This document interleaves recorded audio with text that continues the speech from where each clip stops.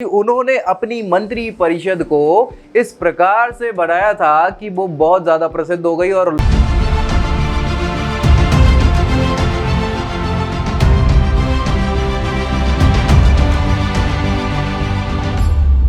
Hello दोस्तों, स्वागत है आपका हिस्ट्री खबरी पर। और यहाँ हम बात करते हैं इतिहास की है। मध्यकालीन भारत के इतिहास पे हम अभी चर्चा कर रहे हैं और बात चल रही है मराठा काल की। और मराठा काल में मैं आपको बता दूं कि भाई जो मराठाओं में सर्वश्रेष्ठ संस्थापक रहे हैं मराठा वंश के छत्रपति शिवाजी, उन्होंने अपनी मंत्री परिषद को इस प्रकार से बनाया था कि वो बहुत ज्यादा प्रसिद्ध हो गई। और लोग बाग जानते हैं उसको अष्ट प्रधानों के तौर पे। बहुत बार ये क्वेश्चन लोगों के मन में आता है कि भैया आखिर ये अष्ट प्रधान कौन थे।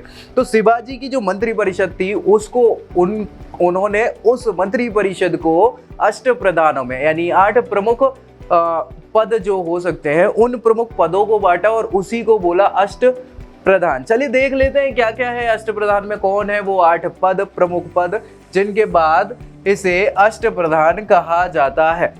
चलिए सबसे पहले व्यक्ति विशेष जो है प्रधानमंत्री, जिसको हम अभी तक बोलते आ रहे थे, उसको हमने यहाँ पे या शिवाजी ने पेशवा नाम दिया। पेशवा का काम क्या था भैया? नागरिक और सैनिक मामलों का वो सर्वोच्च अधिकारी हुआ करता था। कौन? पेशवा। और इसीलिए क्या हुआ कि पूरी की पूरी राजा के बाद जो शक्ति हमेशा से मंत्री के पास ही होती है ना, प्रधानमंत्री के पास, तो भैया वो प्रधानमंत्री व्यक्ति ने क्या करा, पूरी पावर अपने आप में केंद्रित कर ली। और आगे छत्रपति के बाद, पहले बाद में पेशवा आते थे, अभी क्या हो गया कि छत्रपति तो ठीक है, पेशवाई करते करते शक्ति को वर्धन करते हुए पेशवाओं का साम्राज्य हो गया। और ये मराठा वंश आगे जाके 5 भागों में टूट जाता है। तो भैया पेशवा समझ में आ गया। दूसरा मजूमदार कहलाता था। ठीक है, मजूमदार मतलब है परीक्षक। परीक्षक मतलब जो चेक करने वाला व्यक्ति होता है, वो राज्य की आय, यानी क्या यहाँ पे राज्य की इनकम है, क्या सोर्स है इनकम के, और क्या आउटेज जाना है या जो हमें खर्च करना है, व्यय जो है, उसका लेखा जोखा जो करता है ना, वो व्यक्ति क्या है, वो लेखा जोखा का अधिकारी जो था वो मजूमदार कहलाता था। दूसरी बात के बाद तीसरे नंबर पे बाकिया नवीस होता था। कौन? बाकिया नवीस। बाकिया नवीस क्या है भैया? ये पर्सनल सेक्रेटरी वगैरह व्यक्ति है, जो राजा के जो भी व्यक्तिगत मामले हैं उनकी देखरेख करने वाला अधिकारी होता था। बाकिया नवीस मतलब पीए टाइप का पर्सनल सेक्रेटरी, और पूरे राजा से संबंधित जो भी मामले हैं वो सुलझाने का कोशिश कर रहा होता था। फिर है भैया दबीर या सुमंत, इसको कहा जाता है चौथे नंबर पे। सुमंत विदेशी सचिव। भैया अपने राज्य के अलावा दूसरे राज्यों से संधि करनी है, उनसे कोई मित्रता करनी है, समझौता करना है, या किसी मामले में चर्चा करनी है विदेश से संबंधित, तो भाई अपने देश के बाद सब विदेशी कहलाते है ना। सो विदेश सचिव था, ये विदेशों में अपने सारे के सारे जो एक प्रकार से रिश्ते नाते बना सकते हैं, समझौता संधि इत्यादि कर सकते हैं, उस सब का प्रमुख होता था। विदेशी मामलों के संबंध में राजा का ये सलाहकार था और सारी नीतियां बनाने का काम यही व्यक्ति करता था, सुमंत। ठीक है, चलिए नेक्स्ट हम बात करेंगे सुरनिश।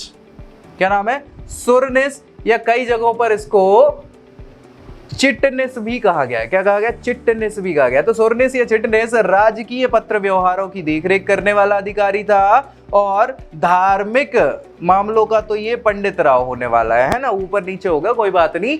6वें नंबर पे पंडित राव हैं। सो पंडित जी वाला काम, पंडित जी काम धर्म का करते हैं। सो धार्मिक मामलों का जो प्रधान व्यक्ति होता था वो पंडित राव कहलाता था।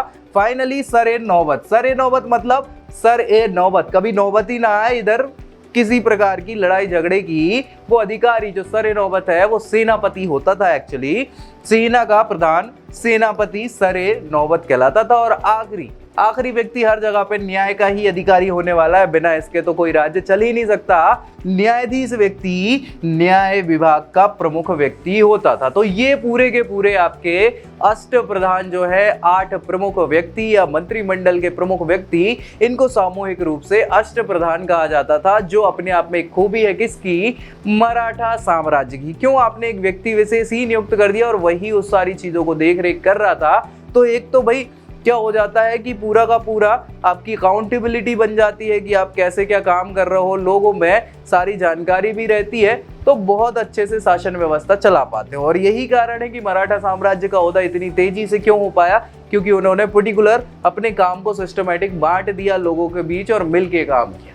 तो ऐसे ही अन्य रोचक जानकारी के लिए मिलते हैं नेक्स्ट वीडियो में, तब तक के लिए जय हिंद।